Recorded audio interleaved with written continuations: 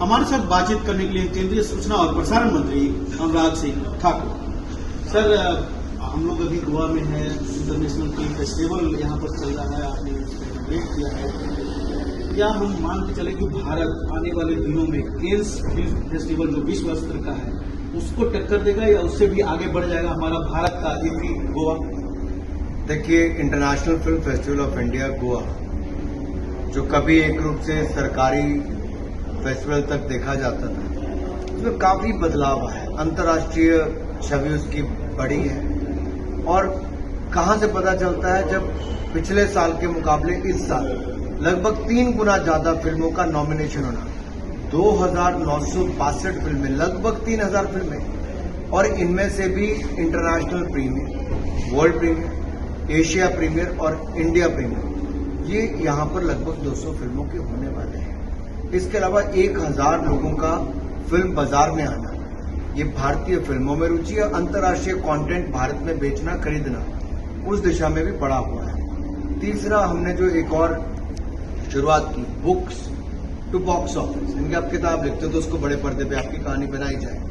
इसी तरह से ही नई कई टेक्नोलॉजीज का इसमें इंटरवेंशन करवाना, उसके एग्जीबिशन लगाना, एक आप अपने आप में एक फिल्म बाजार से लेके आपके सिनेमॉल, जहां के आप पुरानी फिल्मों से लेकर नई टेक्नोलॉजीज तक देखते हैं, और दूसरा जो आपका अलग अलग देशों के पवेलियंस बने हैं, ऐसे एक पवेलियन टेक्नोलॉजी का बना है, जहां गूगल ने हिंदी फिल्म के ऊपर हिंदी फिल्म करके अपना एक नया एडिशन शुरू किया, जो पुरानी फिल्मों को भी उन्होंने उसमें क्यूरेट करके डाला है।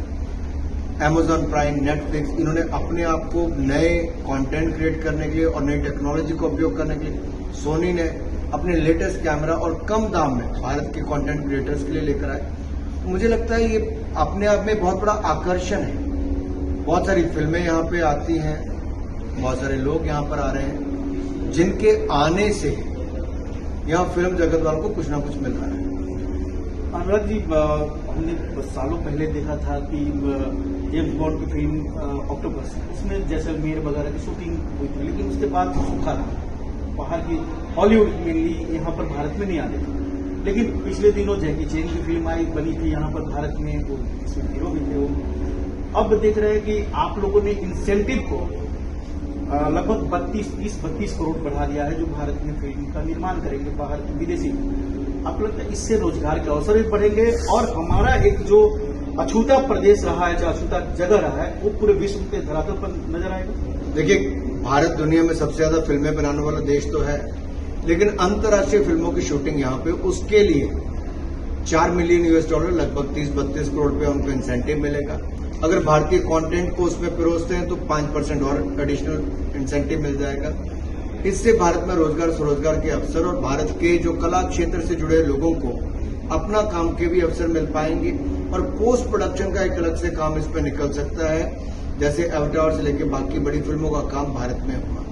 तो भारत में टेक्नोलॉजी का उपयोग करने वाले भी और फिल्म मेकिंग के लिए नए नए स्थानों को और स्टोरीज को, वो भी एक अवसर अंतर्राष्ट्रीय स्तर पर मिले, उस दिशा में एक कदम है, जो मुझे लगता है एक बहुत बड़ा आकर्षण दुनिया भर के लिए बनने वाला है।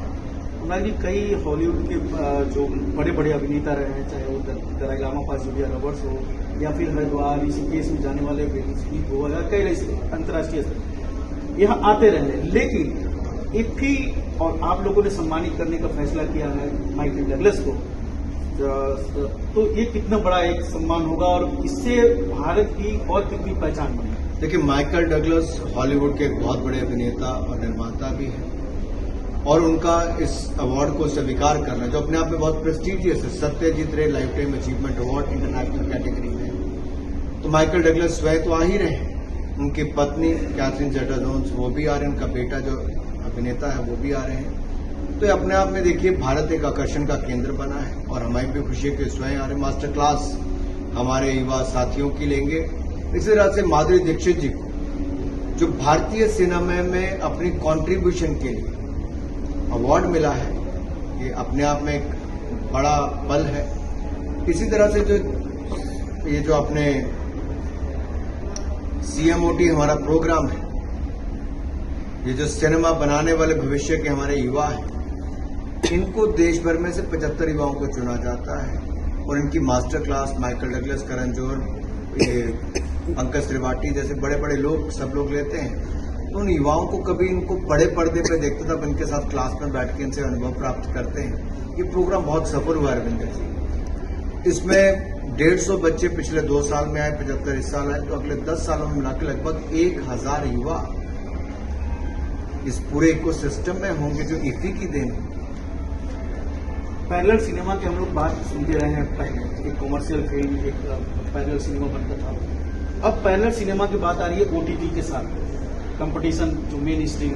आपको लगता है कि जिस पर सेल्फ कंट्रोल अभी खुद करने की बात कही गई और जिस पर कंट्रोल करने की मांग भी हो रही है, उसको अवार्ड सेरेमनी में भी आप लोग रहा रहे हैं, ये पैरेलल सिनेमा एक दूसरे के पूरक बनेंगे आगे चलकर? देखिए, आज की जरूरत है ओटीटी, और ओटीटी ने जिस तरह से ग्रोथ की है लगभग 28% प्रति वर्ष, इससे बहुत सारे भारतीय लोगों को काम करने के अवसर मिले, नए नए कलाकारों का बड़ा पहचान भी बनी है।